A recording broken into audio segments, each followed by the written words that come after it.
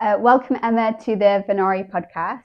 Really thrilled to have you with us as a guest today. Thanks for having me. It's lovely to be here. You've got a fantastic background, starting in finance and risk, and now managing multi-million-pound commercial transformations at Mulberry. Could you talk us through your background? Yeah, sure.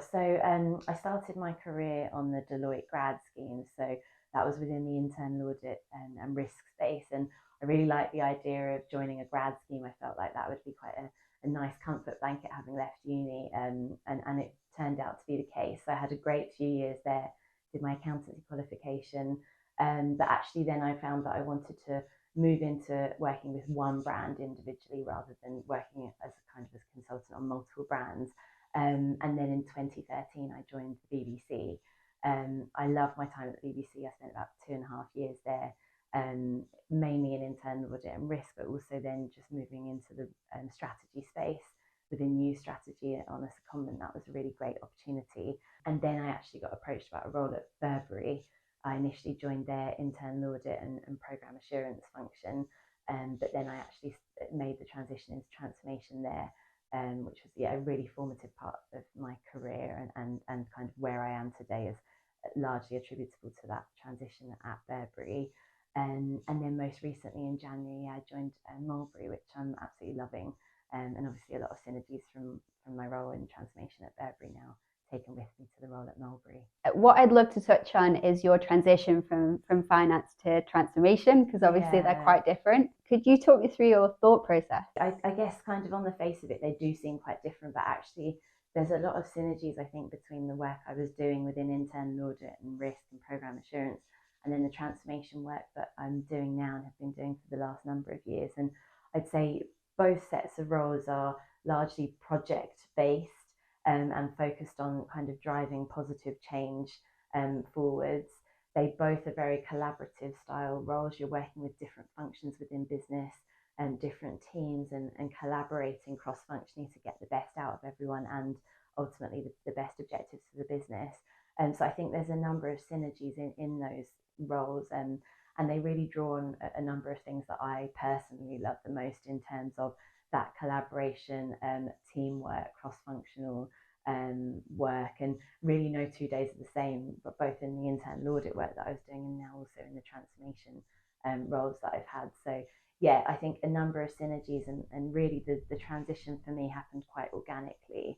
I think at certain times in my career, I probably felt a bit of pressure to answer questions of, where do you see yourself in 3 years, or where do you see yourself in 5 years? And you need to be planning ahead. You need to think about what's the role that you want in 2 roles' time, so that the next role can be one that gets you there. And whilst I think that is excellent advice, I think personally I've often felt a bit inadequate because I've not necessarily been able to answer those questions.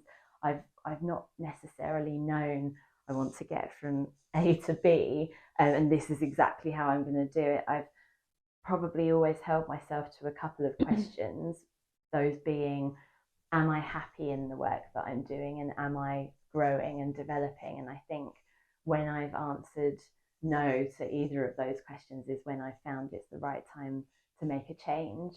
And that's what's naturally, I think, guided me on my career path.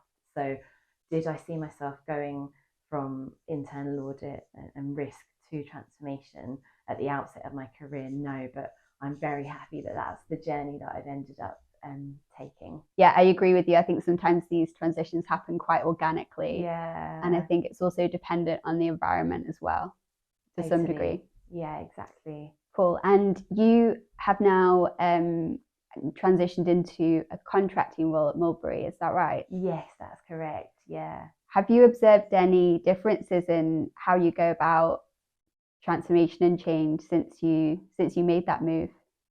I think for me personally, yeah, it's been a really interesting now next chapter for me in my career. I've always been curious about the contracting world and environment, and when I was at Deloitte, although obviously it was a permanent role, sometimes it did feel a bit contracting in nature, given that I was going from one brand to another, and it's always something that's piqued my interest. And now operating in that way with Mulberry, I'm really enjoying, because I'm actually finding that in a sense I feel a lot more empowerment to kind of say my mind and my piece, and I know I'm there and I'm valued, and I'm there to do a role for a period of time, and I'm finding that, yeah, like I say, quite empowering, really. I think I probably pushed myself quite hard, definitely at Burberry. There were certain career objectives I'd set out for myself in terms of development and getting to that next rung on the ladder, and by luck and opportunities I was able to do that at Burberry. And what I'm now finding quite refreshing at Mulberry is that I'm not actually kind of chasing that next level. I'm there to add value for them, and they make me feel that I am value adding for them. So I'm really excited by that contract nature of my role now, and that next chapter. So yeah, so far it's been a real positive for me. You transitioned from the BBC to Burberry, which is an interesting move and must have been quite different from a culture perspective. How did you find that? Yeah, actually, it's interesting. Obviously, although the BBC and Burberry are in quite different sectors, there's a lot of similarities between them as organisations, I would say. And interestingly enough, that actually quite a few people at Burberry were ex-BBC, and I think that's testament to the strong culture that exists in both organisations, the strong people culture, and the fact that both organisations are really firmly embedded on kind of putting the customer first, whether it's from a BBC point of view and ultimately consumers in that way, or from the Burberry point of view in terms of kind of customers' experience and experience of the product, etc. So there are a lot of similarities between them as brands, and like I say, culturally, they really were very inclusive environments and people focused, whether it be for the customer or for internally their employees. So I think that's another thing that's kind of guided my choices in terms of the brands that I've worked for. It has been about working in cultures which it's kind of hard to put your finger on exactly what it is that makes a great culture, I think, but you always can sense it in yourself, whether it is somewhere that makes you happy and you feel you can thrive. And I'm lucky enough that I've worked in environments where that's been the case at nearly every brand that I've worked for. So yeah, I think although on the face of it they seem quite different, there are a lot of similarities between the BBC and between Burberry. I think what a number of the new things for me at Burberry were around being in the luxury space. That was something quite different, and that was quite a learning curve for me, which I found really interesting, and it's now held me in good stead for my role at Mulberry, obviously also being in the luxury space. Thanks for sharing that, Emma. That's really interesting. And going back to transformation, how has that enriched your toolkit? Yeah, it most definitely has. So I started my transformation journey at Burberry when I moved into the transformation team. And I think what I was most acutely aware of is that, change is obviously all around us. We're all experiencing change every day. And transformation effectively is embracing change and using it and harnessing it to drive positive business outcomes for a business. And I think what I've really loved about transformation as well is the fact that you really are turning strategy into action. And that's really made it feel like you're kind of at the cutting edge of what a business wants to do. You're helping to drive forward their growth aspirations. And for me personally, I found that very satisfying.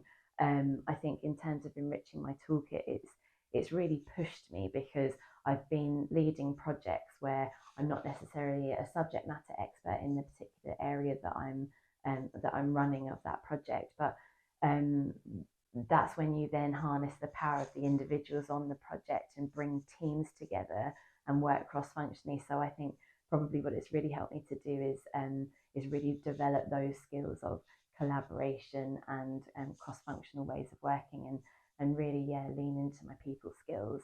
So I think essentially really transformation is always going to be with us. It's always going to be around. Businesses are constantly evolving and wanting to grow and harness the power of new opportunities. So I think that is also something that is really exciting because whatever industry a company might be in, I think transformation is really important. Yeah, absolutely. And you've touched on it slightly there in terms of enjoying the people side of it and taking the teams along with the journey.